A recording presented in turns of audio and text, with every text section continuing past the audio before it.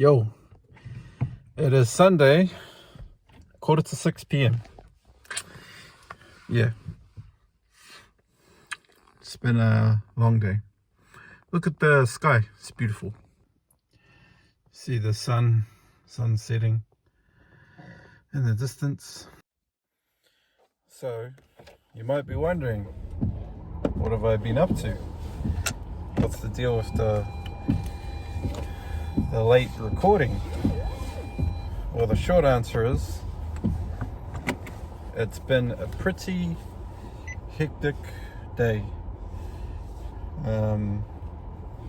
This morning I got the timing so messed up. I thought the Alex Hormozi book launch was at 1 o'clock in the morning. I was so wrong, I was at 5. So that meeting that I had with the lady, 11:30, finished. It actually went beyond 12. It almost went to like 12:40.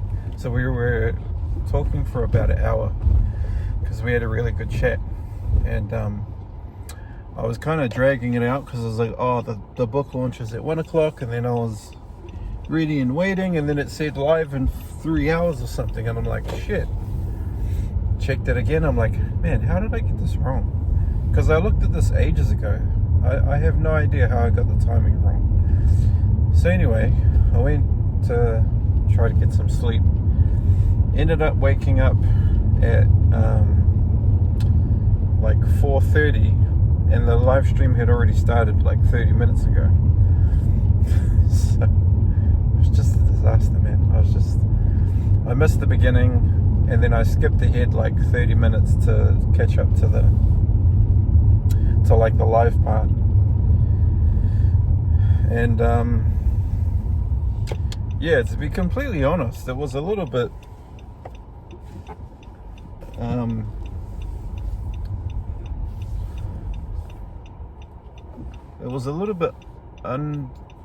underwhelming in terms of the free. I can't remember what the free gift was, but the one that he said was cheaper than a Bitcoin, better than NFT.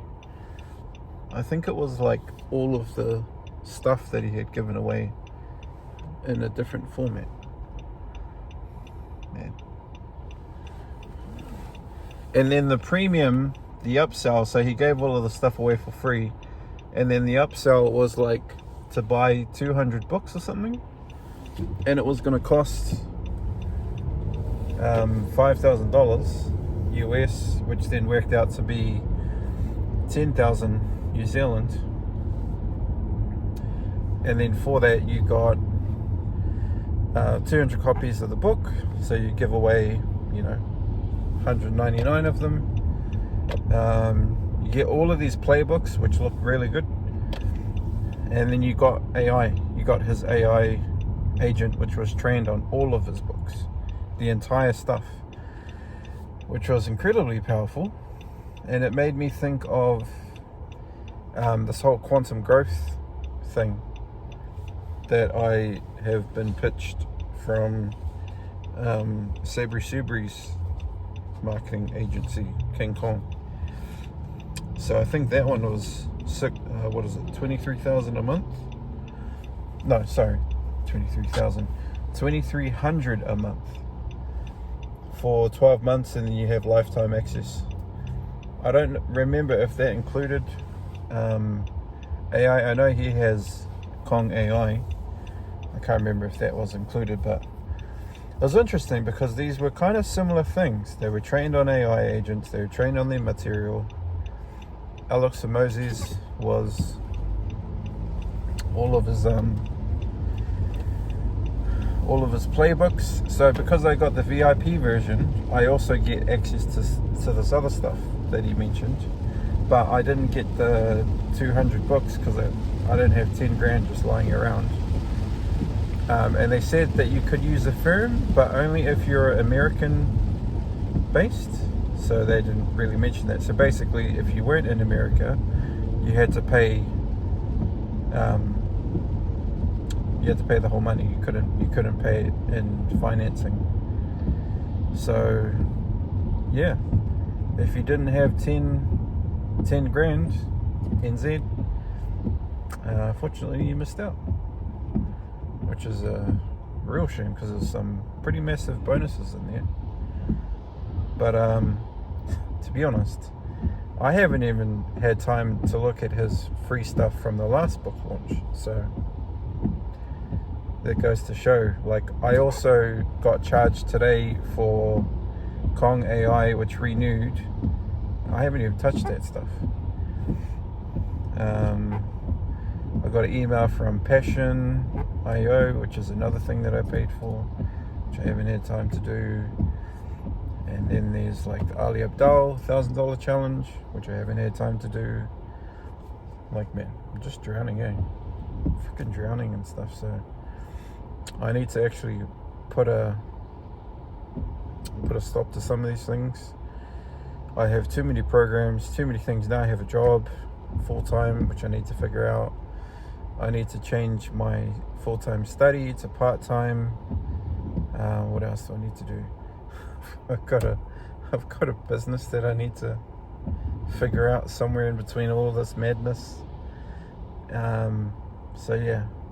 Anyway, that was the morning, and that was from, I think I got up like 4:30, and then went all the way to 7:30, and then I had to drive to Takanini Coffee Club appointment with this lady at 8 o'clock. Coffee Club also opened at 8, so got a coffee, sat down, had a corridor with her, half an hour talking about my business plan, getting some advice, which was really great. She's from Seattle, really nice lady. And then at 8:30ish on, my financial advisor and friend, Victor, he came along, and then we talked for about an hour. I was asking for advice about this recent opportunity that's come my way, which I don't really know how to navigate. And he gave me some really good advice. And then straight after that, I drove to Point Chev to meet up with some friends from school that I haven't seen for like almost 20 years. And yeah, it was emotional. It was good. It was like really good. We have a lot in common, and then we don't have some things in common, and some of us kind of sit on like opposite sides politically. And one of the bros was like, "You should get into politics. Your electorate you'd be very popular with your electorate." And I'm like, yeah, I don't know. Lots of people have kind of told me to get into politics, and I don't know why. I'm not that keen. And one of the things that he said, which I agree with, because this is exactly what I've been told in Toastmasters, like, if you don't like the system, the best way to change the system is from the inside. So this was exactly the same thing. This was one of the reasons why I ended up becoming division director within Toastmasters. I got told, because I was complaining about, the district is all these problems, all of this politics, all of this rubbish going on. And one of these like esteemed, very experienced Toastmasters, she told me, she goes, "Well, Nathan, the best way to change that is from the inside. So why don't you become a division director, and you can make an impact." So I did, but then I left because I got burnt out. I did too much. I was division director and I was district conference chair at the same time, and I was working full time. So yeah, if you've seen the whole story about Toastmasters changed my life and then it broke me, that's why, because I got completely burnt out. One of the things that I hated about Toastmasters in particular was it really felt like an old boys club. In like the senior leadership area, there was just a lot of old white men who were so territorial, who were so frankly racist, subvertly racist, overtly racist, very stuck in their ways, stubborn. I just hated it. And I actually got awarded Division Director of the Year, and the district director, she said one of the reasons why they admire me was because I asked the hard questions. This is exactly what I did. There were so many things I didn't agree with. There were so many things that we improved because I stood up and I said something where many people wouldn't. So maybe that's what's needed in politics. I don't know. I feel like politics is just so messy, so convoluted, so controversial, so divisive.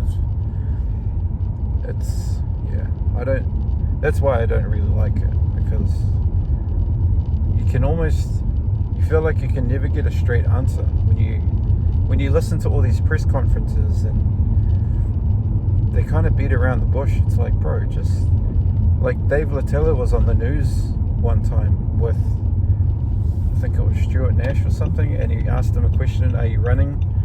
And he was beating around the bush, and Dave's like, bro, just be honest, tell us the truth. And he couldn't, because he kept skirting around and saying all this stuff. It's like, bro, this is why I don't want to be in politics, because this is the reputation that they have. They can't just answer a simple question, yes or no. Give you a long-winded answer, and at the end of it, you haven't learned anything. You're probably more confused than when you started. So that's why I don't think I'd be a good politician, because I'd get too pissed off or something. I don't know. Maybe that's exactly what's needed. Who knows? But yeah. I said something to him. I said, I think I'd be too controversial. He goes, no, I don't think you would. I think you'd be what's needed. But it's easy to say. Can you imagine? I mean, wouldn't it be cool to have the first Māori Prime Minister of New Zealand? It doesn't have to be me, it could be anyone. Or first Pacific Prime Minister, and the other thing too is, like, it shouldn't matter gender, race, ethnicity. Just pick the right person for the job, regardless of what it is, whether it's Prime Minister, whether it's President, whether it's CEO, whatever it is. Pick the right person for the job. No DEI tick box, no, Anyway, that's enough. I am going to go inside, and I've done 88 push-ups this morning. So have a few left to do. Going to have some dinner, and then I'll go back to my fiance's and try to get some sleep. All right, see you later. Yo, almost forgot. This is my sign off for the day. It's like 10:30. I'll see you tomorrow. Good night.